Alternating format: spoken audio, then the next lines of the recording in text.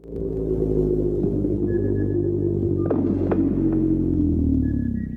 2024 is, like I said, epic. Today, we welcome to the show a veteran of 40 plus years in the metal landscape from, I imagine, California, Dave Ellefson. Dave, welcome to Metal Mayhem RLC. How you guys doing? Yeah, I'm in California. I got over here yesterday, and first thing of the day was talking with y'all, a bunch of press and rehearsals, and then on into the advertised week. It's a busy week. It is. Well, I can guarantee we're going to stand out in your day of press. I'd like to introduce you to my partner, Metal Walt from East Hanover, New Jersey. What's up, Metal Walt? How are you? Hey, what's up, Dave? How you doing, buddy? Long history. We're about as far away as possible from New Jersey to California. Stretches on the ocean, right? Across coast to coast, man. You know, when I first moved here in '83, I only heard about you guys, and mostly from like Metal Maria Ferraro, who now is such a wonderful publicity firm, but at the time she was, friends of the community, the Old Bridge Militia, Johnny Z, and Metallica was just getting signed, some Megaforce, and soon Anthrax. So I only heard about you people from New Jersey. Now I've actually met you. So we are good. We are lifeblood metalheads. I am located in the heart of all of that. The Old Bridge Metal Militia, WSOU. You remember WSOU, the Great Collegiate? I think I just talked to them recently, actually, or something. The stalwarts of the metal community. Absolutely. They're still going. Seton Hall Radio. Props to them. Yeah. Well, you know what? I'm up here in Rochester. I'm a little closer to Walt than you, but you know what? You have some heavy metal roots here, and let's go back down that heavy metal memory lane. I went in the archives and I dug up some snapshots from you. 1986. We were at the Lakeshore Record Exchange. You're in town opening up for King Diamond. You remember this day, Dave? Dude, absolutely. In fact, thank you because I remember the motorhome. Of course, I remember the shirts and the beers and everything else. I was wondering where that bottom right-hand corner was taken. So that's there. So, hey, I have a funny story. So, I became friends with the Goo Goo Doll guys, right? Who started in Rochester, kind of like as a little punk band before they, had their big mainstream, music career. So, John Resnick and Robbie, the bass player, they told me they were at that show and they were so thrilled because they got to run the spotlight for King Diamond is it the Penny Arcade, right? Penny Arcade, yep. Yeah. And he's like, dude, we couldn't believe it. We got to run the spotlight for King Diamond. They were like just fanboying out. So, you never know where these threads from all these different parts of the music community all come back to things just like that photo you showed right there, Megadeth and King Diamond. Yeah, it was the summer of 1986. I remember that day was hot as hell. That in-store was at the old Lakeshore Record Exchange. Ron and Jackie Stein, very instrumental in the Rochester metal scene. And you guys, you opened for King Diamond. It was right at the beginning of the Peace Cells. It was that Technicality tour. Was it Killing Is My Business, or was it like the first or second date of Peace Cells? And anyways, no. So I'll give you we had signed. We actually made Peace Cells for Combat Records, and then the majors jumped in. Capitol Records won the bidding war, so we went with Capitol. And while they were setting the record up, manufacturing it, doing all the the publicity and everything for it, we went out on the King Diamond tour, and King had just gone solo for Merciful Fate, and of course it was a good move for him because he had great success with that. And then to come back just a couple years ago, we're now Merciful Fate's huge again, so well, I shouldn't say again huge, maybe for the first time, right? So but yeah, and Mickey D was the drummer. Andy LaRock was, and I think still is, King's guitar player. So yeah, super fun tour. Lean and Mean, Motel Sixes, a lot of Denny's, this kind of stuff, but and then after that we went out with Motorhead for a couple shows, and we did some more headlining, but turned the corner into 1987, and then that was when Alice Cooper took us out, and we started doing the arenas and doing that bigger stuff. So, but that summer tour, that summer of '86 with King was awesome, man. That was a fun time. Before I send it over to Walt and we talk about 2024, just a quick snapshot, your remembrance of the House of Guitars, Because in that other picture, you signed the back wall. Yes. In fact, we just posted that picture on we do these Throwback Thursdays, right? Hashtag TBT, on my socials. So we have fun when people send pictures over. We discover things. Go, oh my God, this is perfect for a TBT, So we actually just posted that picture and got incredible comments, of course, because, a lot of people, live near you, have been through there. House of Guitars. I actually did a clinic there for Jackson Guitars recently, maybe 5 years ago or something, right? And the place hasn't changed. I mean, I don't think they vacuumed the carpet. They haven't moved. Nope. Same Shure PA systems. I mean, everything is still exactly as it was back when we signed that wall in 1986. You could probably go in the back and still rifle through the magazines and find an old Kerrang. Guarantee you're spot on. You could probably find those Budweisers that we had are still in the trash can. I'll tell you what, after this, I will email you all those those pictures so you can have them for your that's that. Thank you, man. I appreciate that. That's cool. That's a great throwback Monday right there. That was a good one. Yeah. Well done. So Dave, you got a busy week coming up. You got a lot going on. So we want to give you the chance to talk about everything. I mean, everything's centered around NAMM, of course, but I think more importantly, you're going to be performing, I think, in some performance in one or another every day this week except today. So take us through your week in terms of the performances coming up. Sure. Well, tomorrow night, we got asked to go back to the Ultimate Jam night at the Whiskey. And that's really where Kings of Thrash started in April of 2022. So just like 2 years ago. They did a tribute to the Big Four. Jeff Young called me, said, hey, you want to fly out and we'll jump up as surprise guests and play a couple songs, which we did. And Chaz was our singer, Chaz Leone. So that's how we knew, like, this guy's great. So, because we kind of kicked this, I'd had this idea to go out and play, early records, especially Killing Is My Business, because I was doing these horror conventions, out by you, Thriller or the Chiller Festival. Yep. In Parsippany. Excuse me. Yep. And it's fucking raining out, so I'm shaking off the California crud here. So pardon my sneezing and coughing. But yeah, so as I was doing that, I'm signing all these Killing Is My Business records, and I always wanted to go play that record, just top to bottom. It'll take a total of about 32 minutes. It's not very long. And so I had called Chris Poland back in 2021 after I was at Chiller. And he was, down for it in some way. But me and Jeff playing at the Ultimate Jam, just a few months later there in 2022, made that all come together. So we called it Kings of Thrash.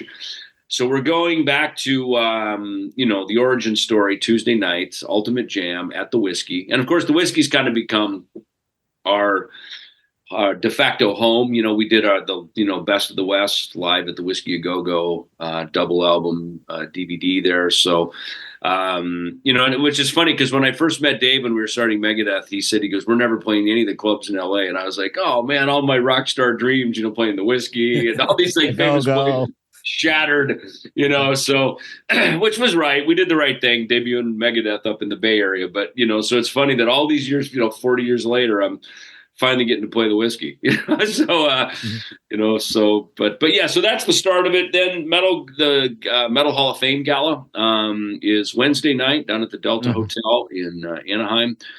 Kings of Thrash should be playing there. I got asked to do an induction there for somebody to just sort of do the introduction. So that's certainly an honor. I was inducted. First I inducted Nick Menza posthumously. Then I was inducted. Chris Poland's been inducted. So, it's a cool community, and it's great now that thing's getting some really good visibility, with, and it's gonna be cool because Penelope Spheris is there. Of course, Natalie Wayne's World, which I saw a gazillion times. But also she did the Decline of Western Civilization. She did not only the In My Darkest Hour video, but she also did we did a remake of These Boots Are Made for Walking, a remake of our remake that she put into one of her movies called Dudes. That would have been 87, I think, that she did that. And then later that year, we did Decline of Western Civilization for her. So we had a long history with Penelope. Oh, and she did No More Mr. Nice Guy video. So we had a long history there from kind of about 87 through 89 with her. So it'll be great to reconnect with her.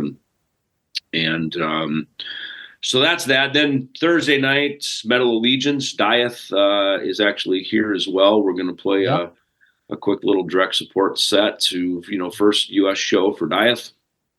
And then the onslaught of Metal Allegiance. And then Friday night, I'm going to jump up and jam some tunes for the Ronnie Montrose Remembered show. Jimmy DeGrasso called me in 2007. So I went out and played for about 2 years. Me and Jimmy were the rhythm section for Ronnie Montrose, which was super fun gig. Really, really fun songs. And so, so it's kind of my whole musical history in like 5 shows snapshotted this week during NAMM. Yeah, I just want to comment. Pat Casaldo has done a hell of a job at that that Metal Hall of Fame, and it's nice that he's coinciding with the NAMM. It took all these years to find a nice partnership, if you will, indirect partnership. I think it's great that he's got Eddie Trunk hosting it. He's hosted it all these years, and of course Eddie was very vocal about the Rock and Roll Hall of Fame not being so rock and roll, and of course I think now he's maybe sits on the board or he's a voting member now. Yeah. So he's, even he's spoken out that they've at least made some improvements in the right direction. So, and Eddie's a great ambassador for our team, you know what I mean? So, no, I think it's great. And it's nice that we have one of those, something that speaks very specifically, because a lot of people, as big as they are as icons in metal, they're never going to be in the Rock and Roll Hall of Fame of something of that, of whatever that size is. So, to have our community support its own, I think is huge. I'm glad to be in it. I think it's cool. Yeah. Dave, a little piece of useless piece of information, but the Metal Hall of Fame had a Winnebago, a really extended long Winnebago. And that was parked through the whole 2-year period of COVID at a ShopRite parking lot about 5 minutes from my house. So wait, this is from the Metal Hall of Fame? Yeah. Yeah, I know that one. I actually saw a picture of it. Yeah, I know that one that he has. So that was parked by, did you go over and like hang out maybe? Yeah, well, I went over there. Every time I would go to ShopRite, I would pass by it, hoping to see somebody, and I would just take photos of it. But then there was nobody around because it was COVID. So it just felt good because it was 5 minutes from home. I'm like, this is cool. Nothing's more sad than seeing a motorhome or a tour bus just sitting on the side of the road, empty, vacant, not in use. And it's gone. It's since it's probably moved on to better places now. Yeah. Well, hopefully it's on the road. Exactly. So, hey, Dave, about the Metal Allegiance shows and even, let's say, the Ronnie Montrose, so the Metal Allegiance, this is a 10th anniversary gig, right? So you got a bunch of, who's going to show up aside from the core band? Well, we've got a handful of guests. Troy Sanders from Mastodon. This would be Chris Poland's first time on stage with us, which I'm glad about because, I get asked to be part of a lot of jams. And then always when I'm there, I'm like, why are we not playing a Megadeth song? Like Megadeth's we became one of the biggest, certainly metal bands in the world, right?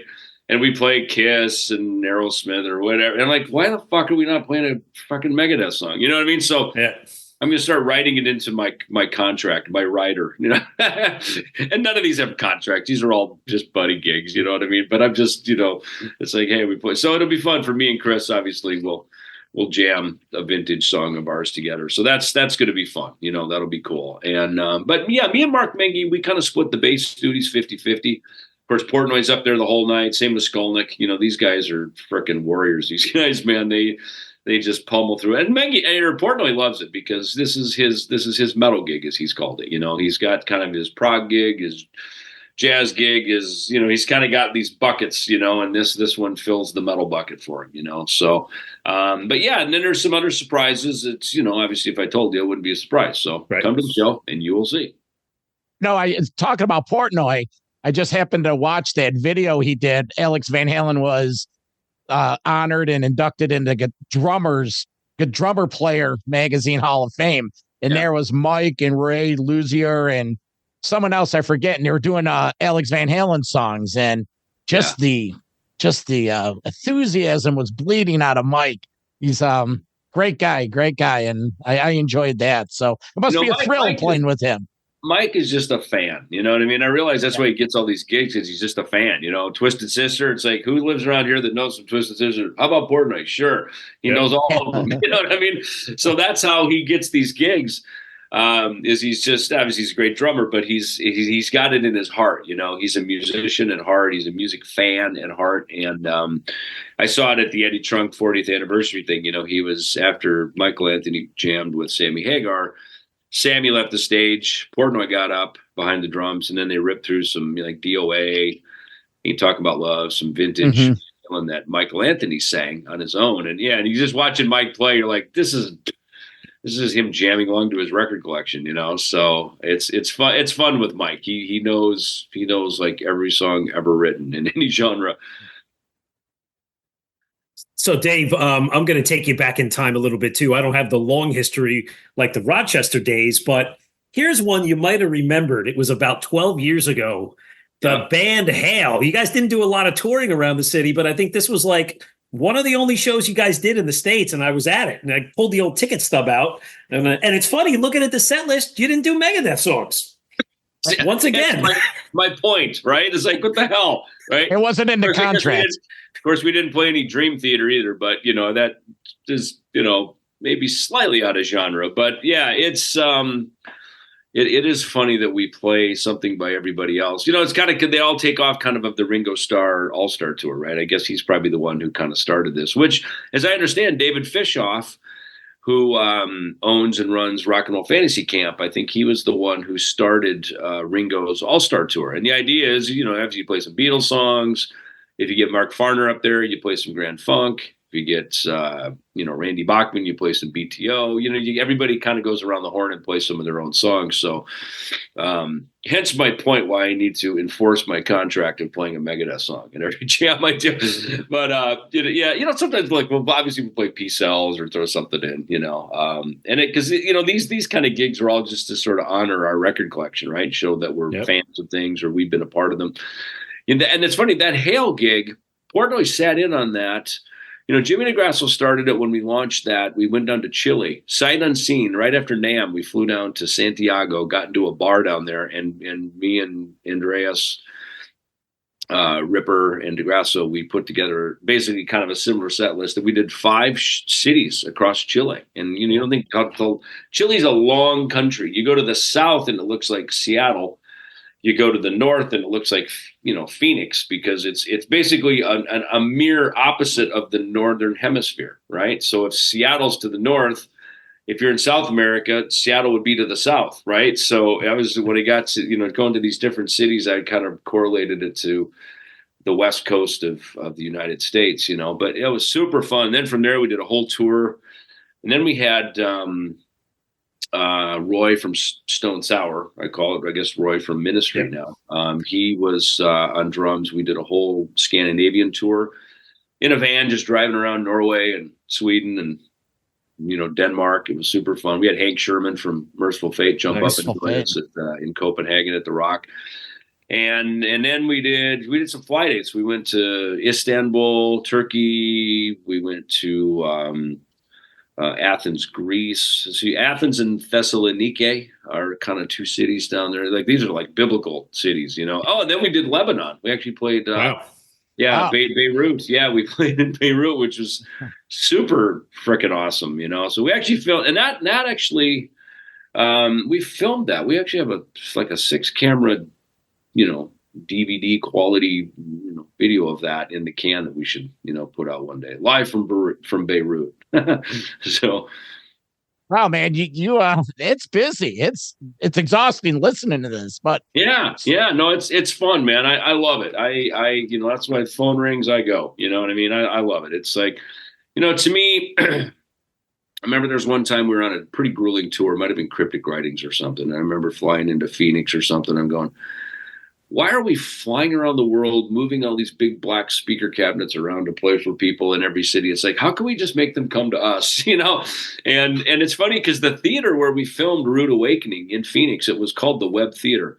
And a guy, some, you know, rich guy had the idea as the .com thing was happening to have a place where you could do these web broadcast shows, right? So you play one night and 10 million people see it. I guess it's Zoom, right? It's YouTube, right?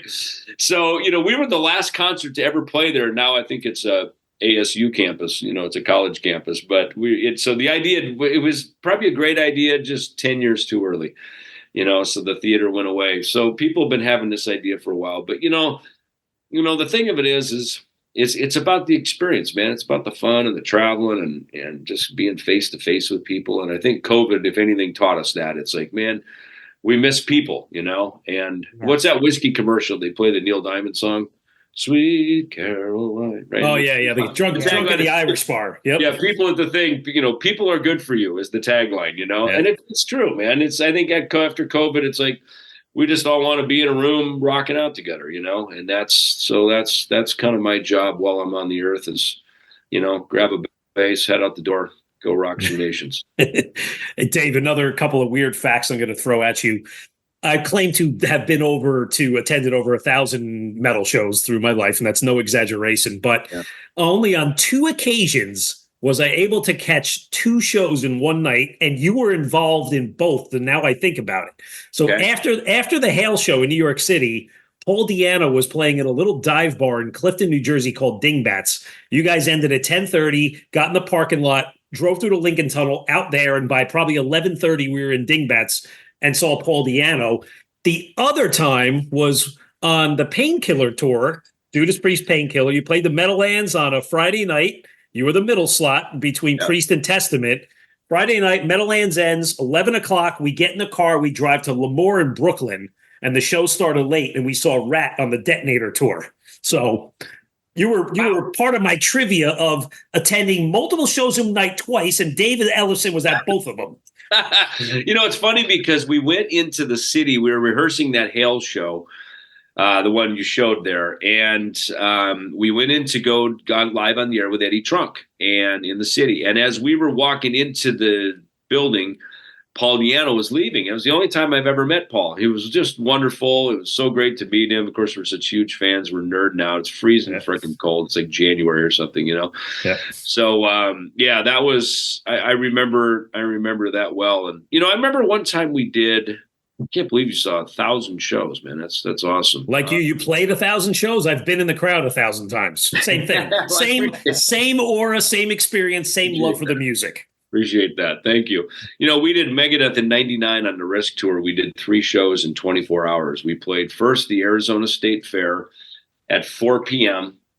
We had to rent a private jet so we could fly then from Phoenix over to San Diego, where we then played a big radio station festival at their amphitheater.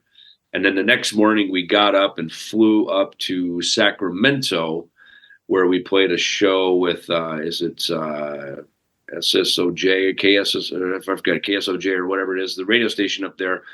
And Sammy Hagar was the headliner. That was the only time I'd actually met Sammy was there. So, and we did that within 3 shows in 24 hours. So we were a little tired, but it was good stuff, man. Good stuff. Hey, the phone rings, you go, man. Come on. That's right. Yeah, that's right. Well, that leads me to my next point. This NAMM convention, your coffee, Ellefson Coffee Company, you have the display. And then the big Nick Menza doc, you're helping roll out the trailer. Did you have the Ellefson coffee during your 3-banger? Did you have that to help you get through? Tell us about the weekend with the coffee. My coffee's, I can't afford to drink my own coffee. It's too expensive. So I have to get cheap stuff at the Exxon station. No, the good news about our coffee is that it's you can smell it everywhere. I guess, it's the, be like if someone fired up a joint, you could smell it everywhere, right? So the coffee booth is the same thing. You could smell that coffee wafting all over Hall D, as they call it there on the main floor. I'm powered very regularly with a lot of roast and peace, and so it's good to have. It's good to have your own coffee close by. I was going to say, what great branding, roast and peace. I read that and I chuckled out loud. And then there's a couple other ones. What are the other names of your blend? Well, Rock and Rose is the one that we did, and that was, So that's our light roast. So we, kind of made it lady friendly. We were actually donating some money for a while to a breast cancer charity down in Houston for a while. When we first launched that, and then Napalm in the Morning. That was kind of to celebrate comic records. Yeah. So that's our dark. So we got the light, medium, dark, and Roast in Peace is the flagship, of course, because it's. But they've all got great flavoring. I mean, I personally selected them and put the blends together with the roaster over in Phoenix. So, to counter my co-host over here, I haven't counted my concerts, but as a child of the 80s, I had a chance to follow your career from that Penny Arcade show all the way through until I think the last time I was going to see you, Kings of Thrash had to cancel the Buffalo, New York show. So, but fire. Yeah, but within that, I had a chance to see Nick Menza several times in that classic lineup. Tell us about the new documentary, your involvement, and what a great period of your career. And we have a big loss with Nick. Tell us about it. For sure. Yeah. I mean, the mighty hero that he was and will always be certainly left us too soon. But yeah, the documentary's been it's been a fun thing to do, to just, meet so many people and kind of, our stories all kind of match up with Nick. That's the beauty of him, is like, and usually they're like, and then you wouldn't believe Nick did this, ... And then you wouldn't believe, there was the time we walked into the Pizza Hut and Nick, there's always some funny story around Nick, because he was a real prankster and a jokester, aside from being the, awesome drummer that he was, and the creative heart that he had. And, it's a whole story of his life, obviously before Megadeth, during Megadeth, but also his transition out of the band and, his years there. And then, he finished strong. And, even though he passed while on stage, as a musician, and especially Nick, who just loved being on stage and loved playing his drums. I mean, it's like the ultimate way to go, it's almost like if he died in his garden, it would have been unfortunate. You know what I mean? So the fact that he got to go out, all the glory on stage, and especially with Chris Poland, who's obviously another, Megadeth alumni and a dear friend. So yeah, the premiere will be cool. Chris will be there. Jeff Young will be at the booth as well. Nick's sister Danya will be there, and I believe maybe even Nick's son Nicholas might be there as well. So, it's the fun thing about NAMM is you kind of set the schedule and you get it in place, and then as these days starting like now or up until NAMM, 20 new things could fall into place. So that's the beauty of this. When they actually will the documentary, is there a release date for the public for this? Yeah. We are solidifying that now. I should hopefully have some information about that by Saturday once we do the premiere. Okay. And this is, again, Dave, this is all part of your, let's say, business empire, because it's under your film company. And I see you have some other stuff coming out, a film called Bunker Heights, which contains one of your bandmates from the Lucid, one of your side projects. How do you get involved in all this stuff? I mean, coffee, bass, amplifiers, the film, Excuse me. It's funny. The truth of it is, people call me, they email me, hey, do you want to be involved? Like the Menza thing is like, hey, do you want to narrate the film? Next thing you know, I'm, kind of driving the bus on it, you know what I mean, to get it out, you want to do some coffee? Or, I talked about coffee. I was on Shiprocked, and a production assistant that worked for Megadeth, she says, oh my God, I got to introduce you to this guy. He's got a coffee company. Next thing you know, after a, 15-minute phone conversation driving up the freeway, we've spun a whole coffee company in our heads, and we make it a reality, So that's, that's how all this stuff happens. It's not like I'm just sitting around like some mastermind. I mean, it's a lot of it is kind of dumb luck. You know what I mean? You just, that's always that motto that I had, just say yes, which Al Petrelli taught me. And that's why I love that Jim Carrey Yes Man movie, just say yes to life, because here's the thing. And I have this new saying this year, it's better to be led by our passions than driven by our fears, because when we're driven, lots of times we're trying to be driving away from something, maybe a hurtful place in our lives, maybe some is an emotional moment that we don't want to feel again. And so that can have its value. But, I think about, when I was just a kid, got a bass in my hand, listening to my Kiss records and whatever else, it was like, it was all for passion, man. It was fun. It was just kind of like, That's what I want to do, you know, and I never thought about doing anything else. Never had a plan B. There's no need for a plan B because plan A was the purpose, you know, that's the reason. So, you know, it's, you know, there's one of these motivational speakers. I can't remember his name, John, somebody, and he, you know, his whole thing is stop focusing on your weaknesses and pay only attention to the things you're good at. Yeah. You know, like, you know, if you're, it's like me, I wasn't a great saxophone player. It's a pretty good bass player. You know what I mean? Play the bass. That's your path forward. You know, even my band teacher told me that. He goes, listen, you got to play the saxophone in an orchestra band so I can have you in jazz band. I really need you playing bass in jazz band. I really need you. So just at least get a passing grade, practice just enough on the sax so I can give you a passing grade. You know, that was my first sort of political negotiation in the music business. You know, it's like, you know, play the sax good enough so I can have you in jazz band, you know? So, you know, I realized early on that it's, you know, give a little, take a little, everything's kind of a, you know, a compromise, and that's just how life works. So, you know, there's kind of the long answer to the short question.